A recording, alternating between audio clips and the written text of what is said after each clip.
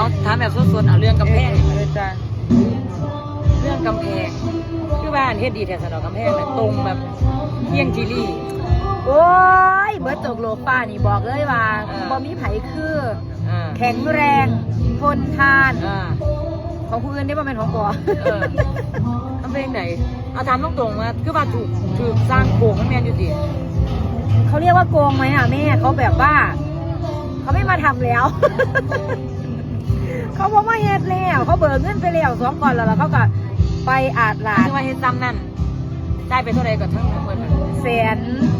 หรือ108,000 บ่ประมาณนี้ว่าได้ซ้ำนั่นมันบอกได้ซ้ำนั่นเบิดทั้งมวลจ้าแต่ว่าตกลงกันไว้น่ะมันหลายขนาด200,000 กว่าแต่ว่าบัดนี้มันต้องมาเบิกเกินอาจจะเบิกเกินแม่นอ๋อหน้างานไปซ้ำนี่แต่ว่าเงินน่ะเบิกเกินไปแล้วแม่นแล้วบัดนี้เพิ่นยังสิมาเบิกอีก25,000ก่อนเพิ่นสิหนีน่ะก็เลยบ่ให้แล้วเพราะว่าตอนนั้นโชคดีบ่มีเงินพอดีอย่างเช่นปอนี่อาจจะเพิ่งเจอเนาะสร้างอาจจะเคยเจอเล็กๆน้อยๆมากแต่ว่าอาจจะเจอเคสนี้เป็นเคสใหญ่เขาที่เจอมากบอกหรือว่าเคยเจอบ่เคยเจอเลยถ้าเรื่องก่อสร้างนี่ปกติแล้วสิได้งานตรงตามเป้ารอบนี้ครั้งแรก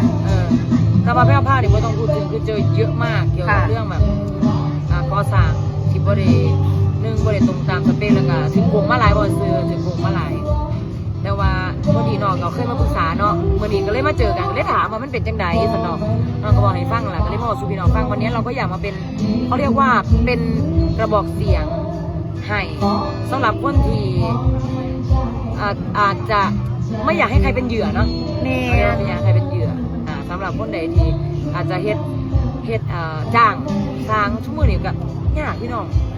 มันเป็นทั่วทิพย์ทั่วแดนเอาที่แบบเพราะว่าช่วยดีกันเบิ่งดีๆเนาะแน่ค่ะ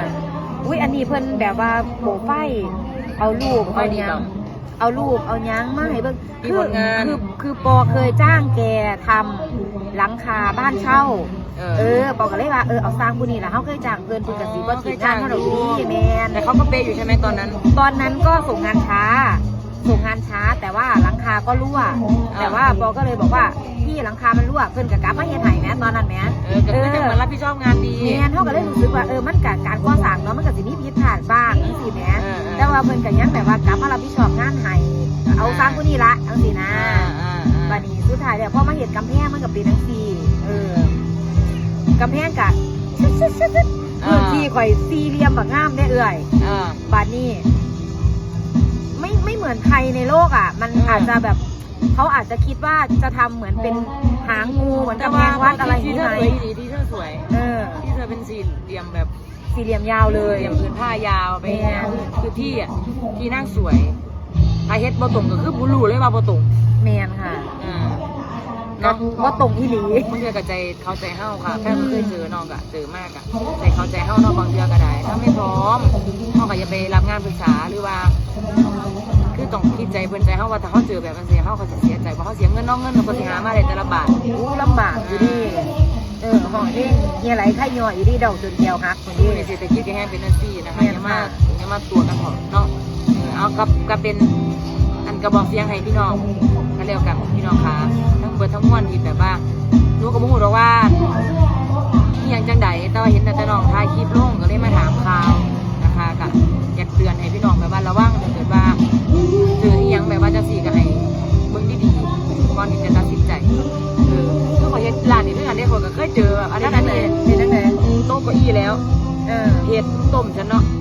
แล้วก็บ่เว้าดอกย่านอันนั้นอันนี้แม่ผ้าอีหยังนี่เด็กน้อยก็สิดราม่าอีกก็เลยคิดว่าฟาดเคาะคิดว่ามันเป็นแต่มาในเพจนี่ก็เคยถือต้มแม่กระทั่งซื้อบักทุเรียนนี่ซื้อบักทุเรียนกับโกงกันเตียนอยากกินเนาะก็สั่งแหละสั่งก็เพราะว่าได้ไปซื้อเพจเขาบ้านนี่ฮอดอันชาวบ้านผู้วิลาบอกพี่สาวเจ้าผู้วิลาไปเจอเพจบอกก็โอนเงินให้เขาทำคือกันอันสิเป็นเจ้าคือกันก็บ่ได้เบิ่งก็โอนให้เขาโหลดเฮากับว่ามาเฮาอยากเห็นเนาะเฮากับใจซื้อแหมเฮาบ่ได้คิดว่าสิมีผู้มาเฮ็ดกันจังซี่น่ะนะแต่ว่ามันก็สังคมจังว่าล่ะมันก็มีผู้ใจซื้อใจคนแม่นค่ะกับเป็นกำลังใจให้น้องใบปอค่ะขอบคุณค่ะสู้ๆหรือว่าฟาดเคาะอีหยังกระซางมาเพื่อทำมัน ได้ขึ้นมากก็ดีอันบ่ได้ก็จะวางได้เนาะห้องไฟสีบ่ได้ขึ้นเนาะสูงเงินก็ได้บอกคิดว่าอาจจะบ่ได้ขึ้นดอกแต่ว่าใดๆบอกอะได้รีวิวพี่น้องไปเบิ่งรีวิวได้เด้อขอรีวิวไว้ว่าสร้างเฮ็ดผลงานไว้ดีตรงเร็วเซลเลยเจ้าเคยเห็นหางงูสิงบ่กำแพงน่ะแบบนั้นเลยจะไปเบิ่งขอถ่ายคลิปไว้อยู่อยู่ในช่องน้องใบปอแม่ค่ะไปเบิ่งรีวิวเด้อโอเคก็ส่งกำลังใจให้น้องนะคะพี่หมอขอบคุณค่ะ